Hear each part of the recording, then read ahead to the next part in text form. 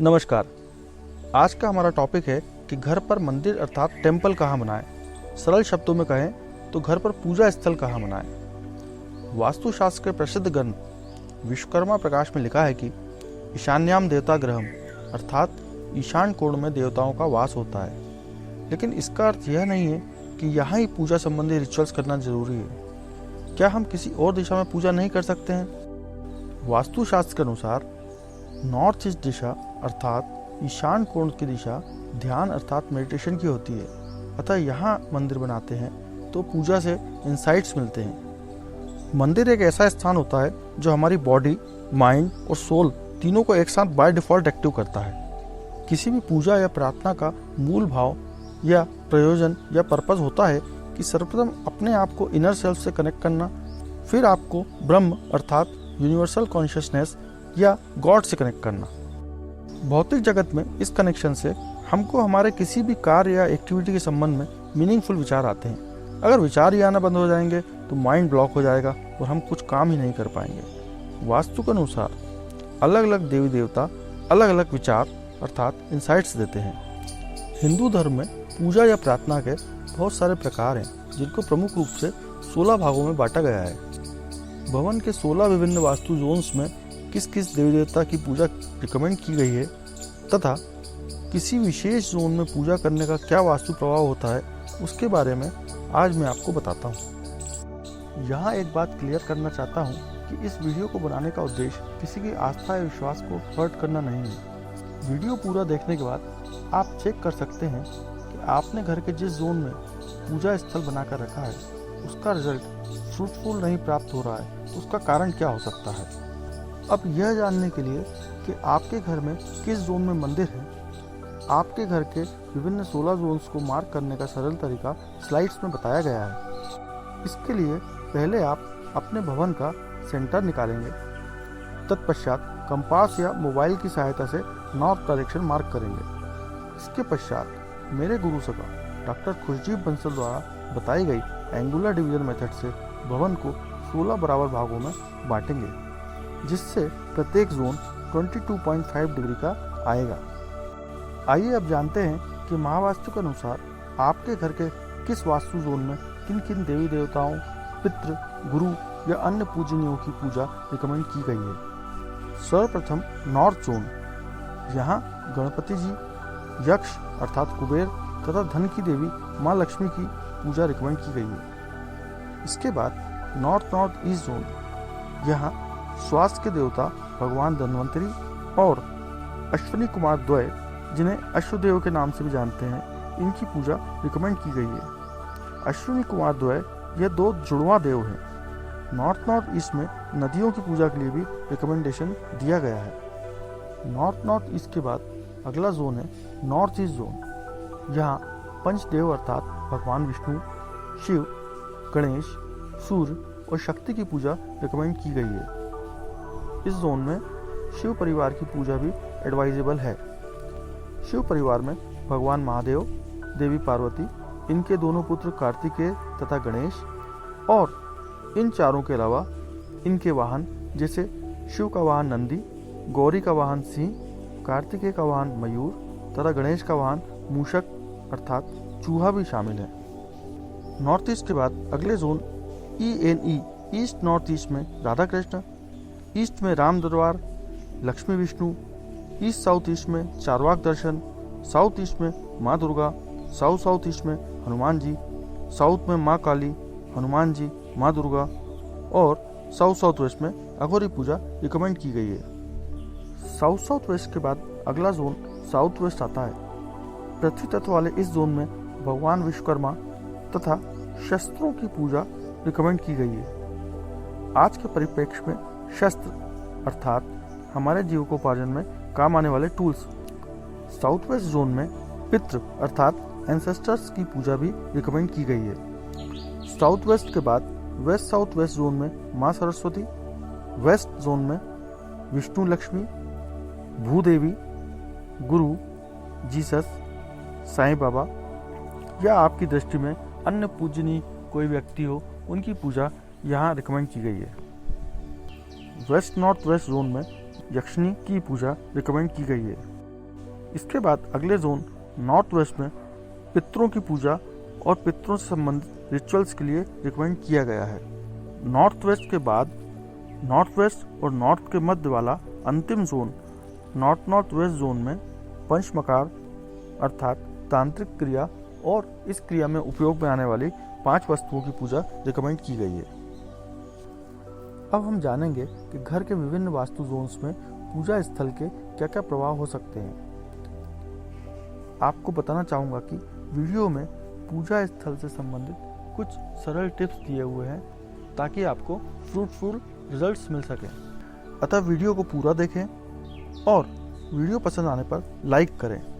साथ ही comments box में अपनी राय ज़रूर लिखें।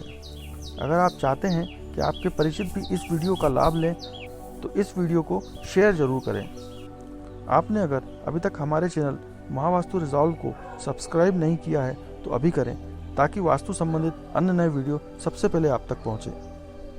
सर्वप्रथम नॉर्थ जोन जल तत्व अर्थात वाटर एलिमेंट का प्रतिनिधित्व करने वाला मनी और अपॉर्चुनिटी का यह जोन गणेश पूजन, लक्ष्मी पूजन तथा यक्ष अर्थात कुबेर साधना के लिए रिकमेंड किया गया है। अन्य पूजा इस जोन में एडवाइजेबल नहीं है। नॉर्थ जोन के बाद क्लॉकवाइज डायरेक्शन में अगला जोन है नॉर्थ नॉर्थ ईस्ट जोन। यह जोन हेल्थ और इम्यूनिटी की दिशा कहलाती है तथा यह भी जल तत्व अर्थात वाटर एलिमेंट को रिप्रेजेंट करती है। यह जोन शिव तथा शिव परिवार पूजा के लिए आइडियल जोन है। स्वास्थ्य के देवता भगवान धन्वंतरी एवं अश्वनी कुमार द्वय की पूजन इस जोन में अच्छा स्वास्थ्य और प्राण शक्ति अर्थात हेल्थ एंड वाइटलिटी प्रदान करती है। नेक्स्ट जोन है नॉर्थ ईस्ट जोन। यह भी जल तत्व की दिशा है। यह जोन ईशान कोण के नाम से प्रसिद्ध है।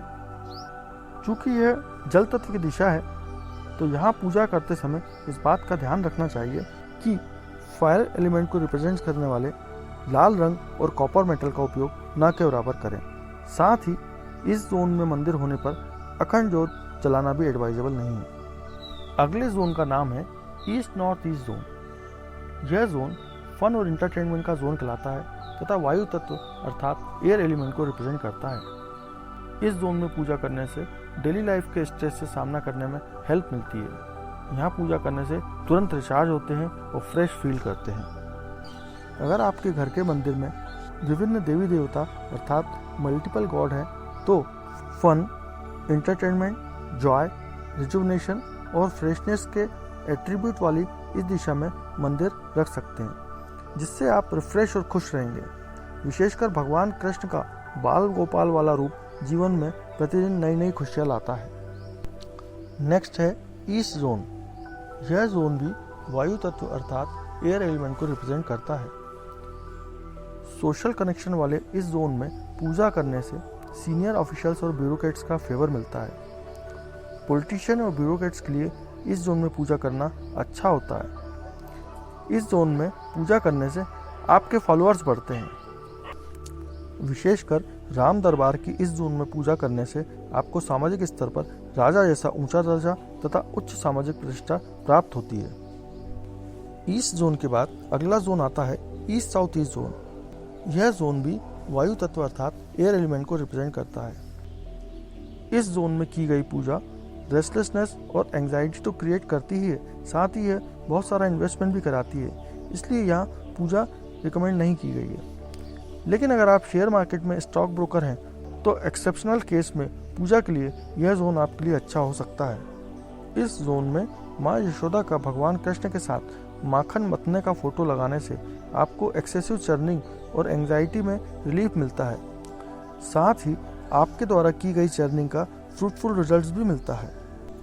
ईस्ट साउथ ईस्ट के बाद क्लॉकवाइज डायरेक्शन में अगला जोन साउथ ईस्ट जोन कहलाता है, जिसे आग्नेय कोण भी कहते हैं।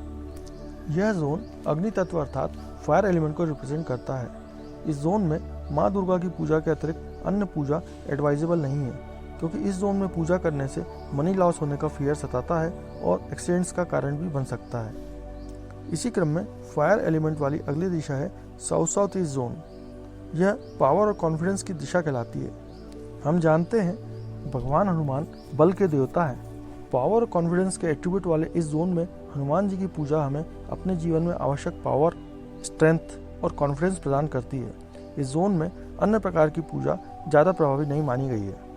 साउथ ईस्ट जोन के बाद अगला जोन साउथ जोन आता है। यह फेम और रिलैक्सेशन का जोन है। यह जोन भी फायर एलिमेंट को रिप्रेजेंट करता है। इस जोन में माँ काली की पूजा बेस्ट मानी गई है, किंतु अन्य पूजा रिकमेंड नहीं की गई है। चूँकि यह जोन फेम को रिप्रेजेंट करने के साथ साथ रिलैक्सेशन का भी जोन है, इसलिए यह जोन डीप रिलैक्स्ड मेडिटेशन के लिए आइडियल माना गया है। इस जोन में माँ काली की पूजा करने से शत्रुओं को आपसे पराजय मिलती है। क्लॉकवाइज डायरेक्शन में साउथ जोन के बाद अगला जोन साउथ वेस्ट जोन आता है। यह पृथ्वी तत्व अर्थात अर्थ एलिमेंट को रिप्रेजेंट करता है। यह दिशा एक्सपेंडिचर और वेस्टेज की दिशा मानी गई है। एक्सपेंडिचर और वेस्टेज का जोन होने के कारण इस जोन में अघोरी टाइप की पूजा के अतिरिक्त अन्य सभी पूजा वर्जित है, क्योंकि इस जोन में पूजा करने से आप ईश्वरीय शक्ति से डिस्कनेक्ट होते हैं। फलस्वरूप ईश्वर से मिलने वाले आशीर्वाद के अभाव में आपके सभी प्रकार के प्रयास अर्थात एफर्ट्स वेस्ट हो जाते हैं, जिससे जीवन के सभी क्षेत्रों में हानियां अर्थात लॉसेस होते हैं। इस जोन में पूजा करने से माइंड भी ब्लॉक होता है। साउथ वेस्ट जोन के बाद अगला जोन आता है साउथ वेस्ट जोन। इसे हम नैऋत्य कोण के नाम से भी जानते हैं। यह जोन अर्थ एलिमेंट को रिप्रेजेंट करता है। इसे रिलेशनशिप और स्किल का जोन कहते हैं। यह जोन पितरों की पूजा के लिए आदर्श स्थान अर्थात आइडियल जोन होता है। कार्य कुशलता तथा स्किल इंप्रूवमेंट के लिए इस जोन में भगवान विश्वकर्मा की पूजा रिकमेंड की गई है। साउथ वेस्ट जोन में अन्य पूजा करने से बिजनेस में पेमेंट रिकवरी स्लो डाउन हो जाती है तथा फाइनेंशियल ग्रोथ में भी अड़चनें आती है।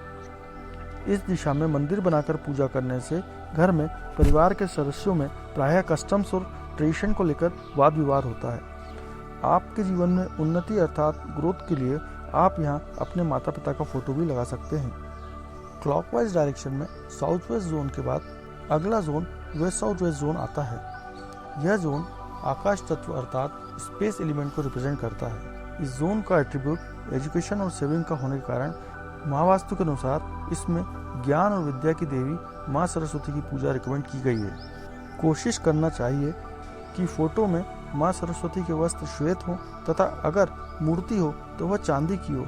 कॉपर की मूर्ति अवॉइड करना चाहिए। वेस्ट साउथ वेस्ट जोन के बाद क्लॉकवाइज डायरेक्शन में आने वाला अगला जोन वेस्ट जोन भी स्पेस एलिमेंट को रिप्रेजेंट करता है। यह जोन प्रॉफिट्स और गेन का जोन कहलाता है। यह जोन विष्णु लक्ष्मी पूजा, गुरु पूजा एवं भूदेवी अर्थात मदर अर्थ की पूजा के लिए आइडियल है।